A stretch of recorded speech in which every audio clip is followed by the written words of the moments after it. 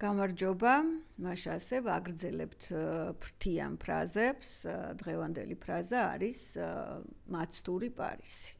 ეს უბრალოდ სათაურად გამოვიტანე, იმიტომ რომ პარისი იმდენად საინტერესო და მრავალშრიანი პერსონაჟია, რომ მხოლოდ ერთი მეტაფორით ვერ გამოძვრება. აუცილებლად ჩამოვთვლი მე ამ მეტაფორებს ვიდეოს დასკვნით ნაწილში და ეხა რაც შეეხება ჩვენ სიუჟეტს, სად გავჩერდით.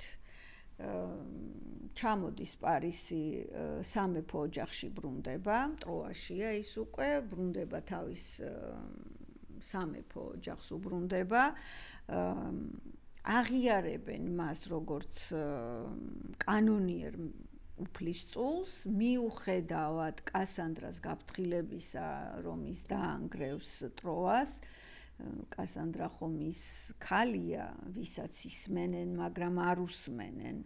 და აი მიუხედავად ამისა, მაინც ესე იგი რჩება ტროაში და დადგა ის დრო, რომ აფროდიტემ პარისს უნდა შეუსრულოს დანაპირები და უნდა შეერთოს მიწიერთა შორის ულამაზესი ქალი ცოლად. აქვე მინდა მივმართო მათ, ვინც პირველად მიყურებს, იმისათვის, რომ არ დაიბნეთ და რაღაც გაურკვეველი არ იყოს თქვენთვის აი ის რაზეც ვლაპარაკობ, ჯობია წინა ვიდეოები ნახოთ, განხეთქილების ვაშლიდან იწყება და თანმიმდევრულად შინაარსობრივად უფრო კარგად წამოყვებით. დადგა დრო ცოლის შერთვისა. მაგრამ რანაირად უნდა მოიყვანოს მშვენიერი ელენეში, მოგახსენეთ მე თქვენ უკვე, რომ მშვენიერი ელენე არის გათხოვილი, ცხოვრობს სპარტაში თავის მეუღლესთან და პატარა გოგონასთან ერთად, ქალიშვილთან ერთად და აი ესეთი ქალი უნდა შეერთოს აფროდიტემ ცოლად პარისს. არ არის ხო იოლის საქმე. და ესე ხომალდით პარისი მიადგება სპარტას ნაპირებს და ჩადის სპარტაში ოფიციალურად, როგორც ტროას ელჩი. და რა მისია აქვს, ვითომ უნდა ესე იგი სავაჭრო და პოლიტიკური კავშირები გააბას და ეს რაღაცა ადრეული ყოფილი ესე იგი ცოტა კონფლიქტი უნდა შეარბილოს. აი ამ მისიით ოფიციალური მისია ეს იყო. რა თქმა უნდა, ფარული მისია ის იყო, რომ უნდა მოხიბლოს, შეაყვაროს ელენეს დედოფალს თავი და უნდა გამოიტაცოს თუ თავისინებით წამოყვეს, ამას გავიგებთ. მიიღებენ დიდი პატივით, მენელაოსი დიდი პატივით მიიღებს სპარტის მეფე, ანუ ელენეს მეუღლე. სტუმრის მიღება, სტუმართმოყვარეობა ზოგადად არის ღმერთებისგან ხელდასმული და ეს არის დიდი წმინდა ამბავი, იმიტომ რომ ჩვენც გვაქვს ქართველებს ასეთი გამოთქმა, სტუმარი ღვთისაა. ითვლებოდა რომ სტუმარს გიგზავნიან ღმერთები და თუ სტუმარს აწყენინებ, ჩათვალე რომ ღმერთებს აწყენინე. იქ მათხოვრის მიღებაც აი მითებს როცა ვკითხულობთ, მათხოვრებსაც პატივით იღებენ, დააპურებენ, დააძინებენ გასათევ ადგილს ხომ, მისცემენ რომ ზოგჯერ ღმერთები მოდიან მათხოვრის ტანსაცმლით გადაცმული და შეიძლება ისე განარისხო ღმერთი, რომ შემდეგ ეს მათხოვრის სახლიდან გაგდება და დაგიჯდეს ძალიან ძვირად. ამიტომ სტუმრის მიღება არის მათთვის წმინდა. მიიღებენ დიდი პატივით, არის ერთი ამბავი, სუფრები და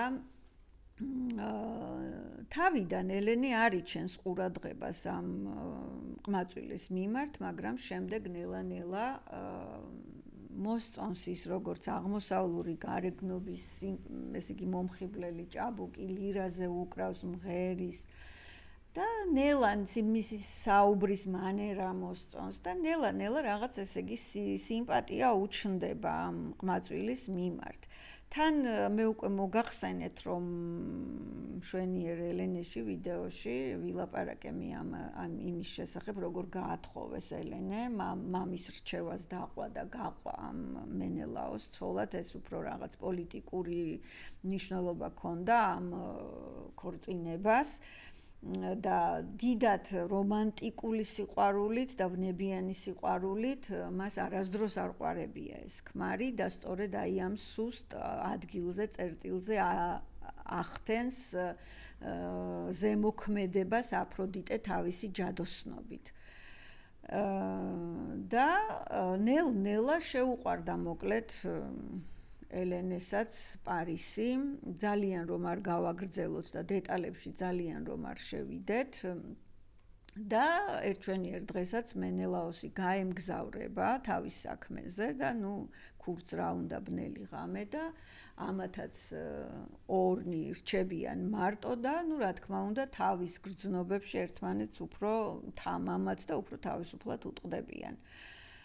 ასეა თუ ისეა, ელენე თავისი ფეხით ადის ხომალდზე, ასეა თუ ისე, იმიტომ ვთქვი, რომ სხვადასხვა მითებში, სხვადასხვა ავტორებთან, სხვადასხვანაირად არის განხილული ეს. ზოგი ამბობს, რომ ელენე მოიტაცა ძალით, ესე იგი, წაიყვანა პარისმა, მას არ უნდოდა. ერთ მითში არის აღწერილი, რომ ნამდვილი ელენე ეგვიპტეში იყო და ტროაში ელენეს აჩრდილი გაყვა პარის და უფრო შუალედურ ვარიანტს ირჩევს ჰომეროსი, სადაც ელენე გრძნობს თავის დანაშაულს, აღიარებს თავის დანაშაულს, ის უტყდება საკუთარ თავსაც და ამბობს კიდევაც, რომ კი დამნაშავეა, რომ არ უნდა გაეკეთებინა ეს, მაგრამ ვერაფერს ვერ უშვრება ვნებას, სიყვარულს და აი აფროდიტეს ზემოქმედება აქ ალბათ უფრო შეიმჩნევა, იმიტომ რომ აფროდიტე თავისი ჯადოსნობით, ესე იგი ყველანაირად ცდილობს, რომ ეს ვნება გამოიწვიოს მასში. რაც შეეხება ეხა პარისმა რა დაარღვია პირველ რიგში სტუმართმოყვარეობა, წესია ეს სტუმართმოყვარეობის წესი, დახვდნენ ესეთი პატივით და ესე იგი რას აკეთებს, რომ დედოფალი მიყავს ოჯახიდან და მეორე ეს ქსენია ქვია სტუმართმოყვარეობის კანონს წესს და ეს ქსენია ხო დაარღვია და დაარღვია კიდე ქორწინების ესე იგი აი ეს წესი, რომ ქმარს წაჰგვარა ცოლი. და ესე თავისი ფეხით ხომალდში ღამე ესე იგი მიადგება ელენე იმას რა ქვია პარის ავა ხომალდში და გარდა ამ ელენესი პარისმა ხელს გააყოლა ასევე სპარტის საგანძური და დუჟინი იქ მოსამსახურეების ახლა ხომ ჭირდებოდა მოსამსახურეები ამ ქალბატონს. ხო და აი ესე წავიდნენ მოკლედ ტროაში. მოიტაცა, არ მოიტაცა, ნებით გაყვა, არ გაყვანებით, თუ ეს ბედის წერის ამბავი იყო, რომ ესე უნდა მომხდარიყო. ეხლა უკვე ამაზე საუბარი ძალიან შორს წაგვიყვანს და თავარია რომ ისინი უკვე გაემგზავრნენ ტროაში და აი როგორ დახვდებიან მათ ტროაში, რას გამოიწვევს ეს ტროელებში სამეფო ოჯახის როგორ შეხვდებიან საერთოდ ამ ამბავს, ეს შემდეგი ვიდეოსთვის გადავდოთ, ხოლო რაც შეეხება ამ ჩვენ ფრაზას მაცდურ პარისს. მაცთური რამტომ იმიტომ რომ აცთუნა მან ქალი რომელიც გათხოვილია და კაცზე რომელიც აი ესე გათხოვილ ქალებთან ურთიერთობას ცდილობს და ცდილობს მათ თავი შეაყვაროს, ну აი ესეთ კაცებსაც, ესეთ მექალთანე კაცებსაც შეგვიძლია ვუწოდოთ პარისი. ადამიანს რომელიც თავის დანაშაულზე, თავის შეცდომებზე პასუხს არ აგებს, დიდათ ეხლა პარისიც არ იკლავდა შემდეგ ამ ტროას მის გამო მოხდა, ხო? ეხლა წარმოგიდგენიათ, რომ ჩამოვიდა მენელაოსის სახლში და დახვდა ეს ცარიელი ადგილი, მეუღლე აღარ არის, დედოფალი აღარ არის, პარის გაყვა, ну ეხლა წარმოგიდგენიათ, როგორ განრისხდებოდა, გაგიჟდა და ну ესე იგი აი ამ ამბის მერე აი როგორ შეკრიბა უკვე ლაშქარი, როგორ გაემართა ტროაში ეს ხომალდებით, ეს მთელი ბერძნული შემადგენლობა, აი ეს ალიანსი, კოალიციური ალიანსი შეკრეს. ამაზე შემდეგ და შემდეგ ვიდეოებში ვისაუბრებთ, მაგრამ აქ რა ხდება? ესე იგი პარისი, რომელიც საკუთარ იმებზე, სურვილებზეა მხოლოდ დამოკიდებული, პირად გრძნობებზეა გადასული და არ ფიქრობს იმაზე, რა მოყვება ამ ყველაფერს. მე რომ ეხლა მენელაოს ცოლს მოვტაცებ და სახლიდან რომ სარეცელიდან რომ ავაცლი. რას მიზავს ეს კაცი? ну ეხლა მე რას მიზავს და ჩემს ქვეყანას რას უზავს? მით უმეტეს მან იცის უკვე ეს წინასწარმეტყველება და ის ამბობს, რომ იცით რა, ეს უკვე დაწერილია, ეს უკვე ბედისწერით განსაზღვრულია, სანამ მე დავიბადებოდი, დედაჩემმა მუცლად ყოფნის დროს, ჩემი მუცლად ყოფნის დროს ნახა სიზმარი და ეს ყველაფერი დააბრალა ბედისწერას, რომ ეს ყველაფერი დაწერილია, მე არაფერ შუაში არ ვარ. ну შეიძლება ესეც იყო, არ ვიცი. ხო, ალბათ ესეც იყო, იმიტომ რომ ბედისწერას მათ ჯეროდათ, რომ ბედისწერას ვერ შეცვლი. ну მე დღეს ცოტა სხვანაირად ვუყურებ, რა თქმა უნდა, მაგ საკითხს, მაგრამ მოდით, ამ შემთხვევაში დავტოვოთ ესე მითები, ეს ჩვენი გადასაწყვეტი არ არის, ეს დაიწერა დიდი ხნის წინ და ასე უნდა ყოფილიყო. მეტაფორა ადამიანის, რომელიც უპასუხისმგებლოა, თავის შეცდომებს თვითონ არ აღიარებს, ბედისწერას აბრალებს, მის შეცდომებს ასწორებენ სხვები, ზოგადად აი პოლიტიკურ ლიდერებზე რა დროს შეგვიძლია ვთქვათ, როდესაც ისინი ერთპიროვნულად რაღაც გადაწყვეტილებას იღებენ და შემდეგ ამ შეცდომებს უკვე სხვები ასწორებენ, სხვები აგვარებენ და პასუხისმგებლობასაც სხვებს აკისრებს. ხო, ну აი ასეთ დროს ვამბობთ ხოლმე, რომ დაიწყო პარისმა და ჰექტორმა დაამთავრა, დაასრულა.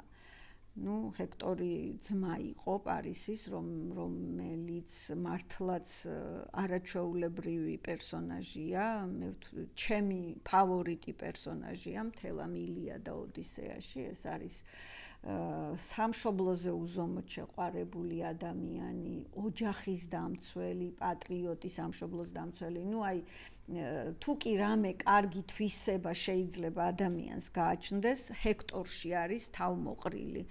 და აი მართლაც ჰექტორის კისერზე გადავიდა, მის მხრებზე გადავიდა მთელი აი ეს ტროას დანგრევა, ომი, ამდენი 10 წლიანი ომი იყო ჰექტორის კისერზე და მხრებზე.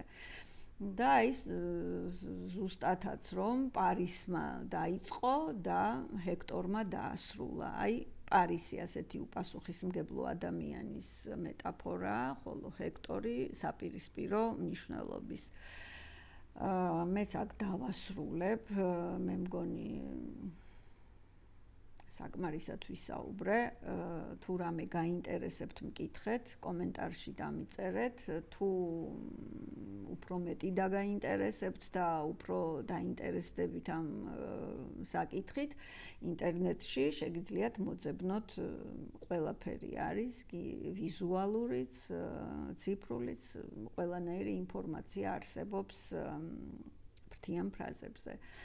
აქ გემშვიდობებით მომავალ ფრაზამდე.